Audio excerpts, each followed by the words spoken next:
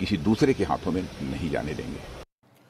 दशहरे के मौके पर हर साल की तरह इस बार भी राष्ट्रीय स्वयंसेवक संघ के हेडक्वार्टर नागपुर में शस्त्र पूजन हुआ। कोरोना संकट को देखते हुए राष्ट्रीय स्वयंसेवक संघ ने इस बार के विजयदशमी कार्यक्रम को लेकर कई अहम बदलाव किए। इस बार विजयदशमी कार्यक्रम में कोई मुख्य अतिथि नहीं बुलाया गया। साथ ही 50 से कम स्वयंसेवकों ने ही आयोजन में हिस्सा लिया। विजयदशमी के मौके पर संघ प्रमुख अपने संबोधन में उन्होंने कहा कि भारत में कोरोना से नुकसान कम है। उन्होंने कहा कि कोरोना के चलते कई विषयों पर चर्चा नहीं हो सकी। वहीं उन्होंने कहा कि सीएए को लेकर देश में राजनीति हुई। नागरिकता अधिनियम संशोधन कानून वो संसद में संसद की पूरी प्रक्रिया के बाद पास हुआ। अपने पड़ोसी देशों में 2-3 देश ऐसे हैं जहां पर सांप्रदायिक कारणों से उस देश के निवासियों को प्रताड़ित किया जाने का इतिहास है, और उन लोगों को जाने के लिए दूसरी जगह नहीं, वो भारत में आते हैं।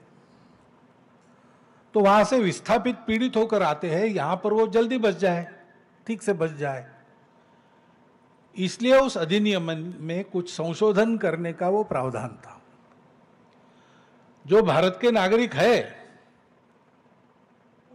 उनके लिए उसमें कुछ खतरा नहीं था।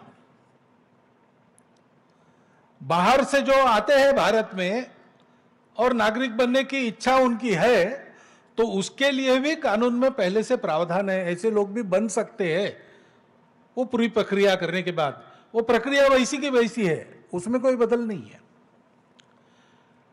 परंतु अब कानून का विरोध भी करने वाले लोग थे, राजनीति में तो चलता ही है।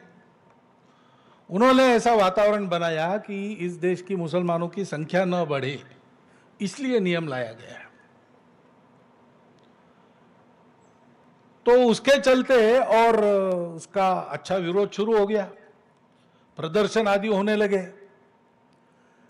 देश के वातावरण में तनाव आ गया। उसका क्या उपाय करना, इसका सोच विचार पूरा हो, कुछ कृति हो, इसके पहले वो सारा और दब गया कोरोना आने के कारण। तो संघ प्रमुख संबोधित कर रहे थे। और आज जो विजयदशमी का कार्यक्रम होता है नागपुर के संघ कार्यालय में भी हुआ, लेकिन सीमित कार्यकर्ताओं के साथ, केवल 50 की संख्या में ही कार्यकर्ता थे। और 2 तस्वीरें आपके सामने। पहली तस्वीर LAC की, दार्जिलिंग की, जहां पर रक्षा मंत्री राजनाथ सिंह पहुंचे। उन्होंने शस्त्र पूजन किया और संदेश भी दिया दुनिया को कि भारतीय सेनाएं इतनी सशक्त हैं कि अपनी सीमा की रक्षा कर सकती हैं। वहीं दूसरी तरफ मोहन भागवत ने भी शस्त्र पूजन किया और परंपराओं का पालन किया।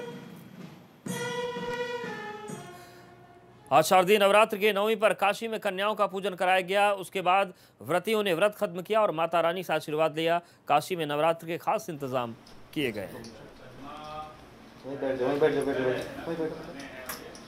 तो भक्तों ने कन्या पूजन किया, माता का आशीर्वाद लिया। ये वाराणसी की तस्वीर आपको दिखा रहे हैं, जहां पर कन्या पूजन की जो परंपरा है वो निभाई गई। ऐसी तस्वीरें गोरखपुर से आई थी, जहां पर मुख्यमंत्री ने खुद कन्या पूजन किया। वो तस्वीरें हमने आपको दिखाई थी।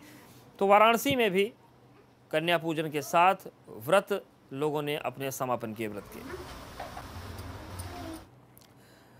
विजयदशमी के दिन पूरे देश में रावण दहन कर खुशियां मनाई।